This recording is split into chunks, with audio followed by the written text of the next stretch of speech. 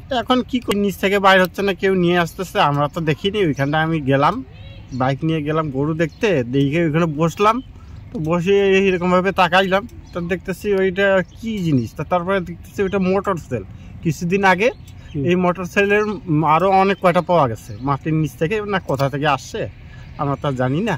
কিন্তু লোকে দেখছিল, তারপর ফৌজিকে বলা হয়েছে, তারপর মাল থানাকে বলা হয়েছে। হওয়ার পরে ওইটা ফৌজি এসে বাস করলো, করার পরে এইটা বলতেছে সতর্ক রাখবেন, সতর্ক থাকলে ভালো। এই মোটর সেলটা কি এইভাবেই থাকবে? এখন যদি পুলিশ যদি কিছু পদক্ষেপ না নেয় তাহলে তো এখন কি করা যায়।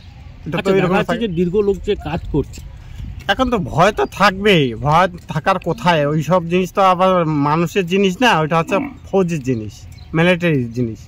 এখন ওইটা হাত লাগালেও যদি বাস হয়ে যায়, লোকজন মরে টরে যায়, তখন আবার কে জিম্মা নিবে? কেউ জিম্মা নিবে না।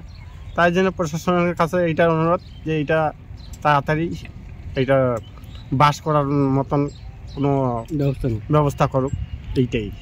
এটা নিয়ে তো অনেকবার বেরোচ্ছেন। হ্যাঁ, এগুলো তো মনে হয় মাটির নিচ থেকেই বাইর হয় এগুলো।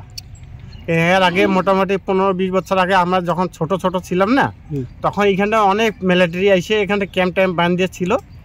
হয়তো ওরাই মানে মাটির নিচে ফেলায় রেখে চলে গেছে। তারপরে বন্যা আসছে, আসার পরে ওইটা মাটিটা খুঁড়ার পরে যখন বাইরে হয়, তখন তো আবার ওগুলো সবাই বলে না যে আমরা বাইর করছি, কোনো জায়গায় ওই রেখে দেয়, ওইভাবেই আছে। টাওয়ারের উপরে কি করে গেল?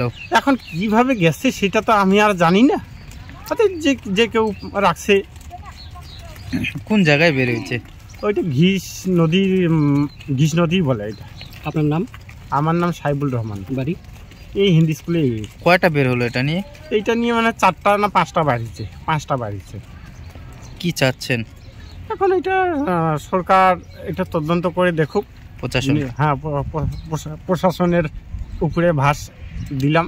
এখন প্রশাসন কি করে সেটা তো ফোন করা হয়েছে প্রশাসনকে? এখন তো ফোন করা হয়েছে, এখন কি করা, এখন পর্যন্ত আসেনি বলে এইটাই আমাদের।